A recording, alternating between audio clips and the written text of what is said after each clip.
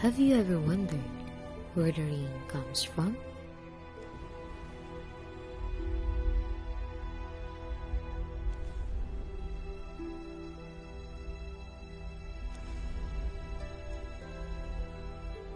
Or how the clouds are formed?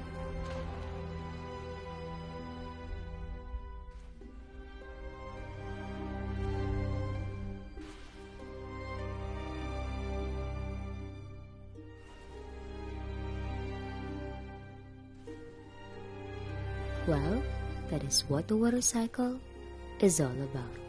Come, let us explore.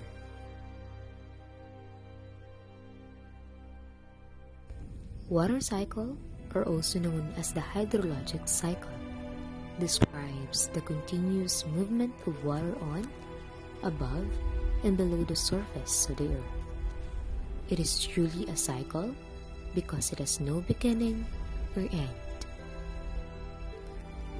The water cycle has no particular starting point. Bodies of water, like oceans and rivers, are a convenient starting point that many scientists use because most of the Earth's water is stored there. To begin with, water cycle has 6 processes. These include evaporation, transpiration, sublimation, condensation, precipitation, and collection. Earth's water is always in a state of motion. It can be found all over the planet Earth, may it be in ocean, on land, and in the atmosphere. Water can change form between solid, liquid, and vapor at various places within the cycle. These processes can happen in the blink of an eye.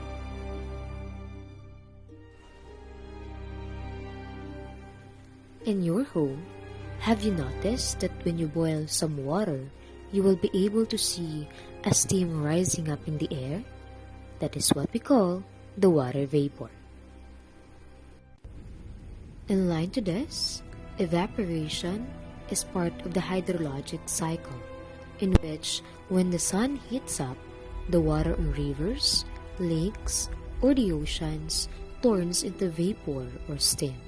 The water vapor or steam leaves the river, lake, or oceans and goes into the air. In addition to this, did you know that plants sweat just like humans? They also release water vapor through the pores in their leaves called stomata. Plants take in water through the roots and they give off water through the process of transpiration. It gives evaporation a bit of a hand in getting the water vapor back up into the air through plants. Sometimes, snow directly turns into water vapor without melting into water. That is called sublimation. This happens a lot in cold countries.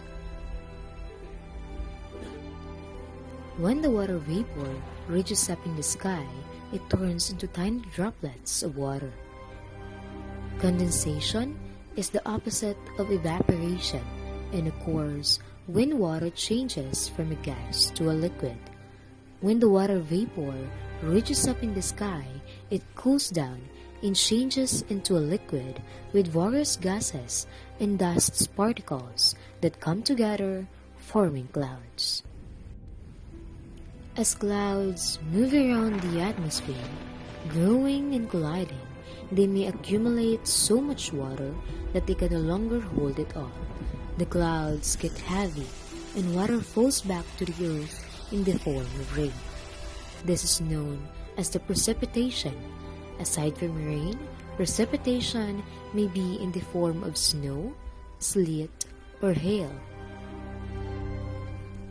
After the process of precipitation, the water gets collected in oceans, lakes, and rivers where it will once more evaporate, and the water cycle begins all over again. It even seeps through the soil and becomes groundwater. It can move beyond the surface and be collected in empty spaces underground like wells and springs. As a recap, water from oceans, lakes, rivers, and even from plants and snow evaporates into water vapor when heated, condenses to form clouds, and precipitates back to Earth in the form of rain, sleet, hail, or snow.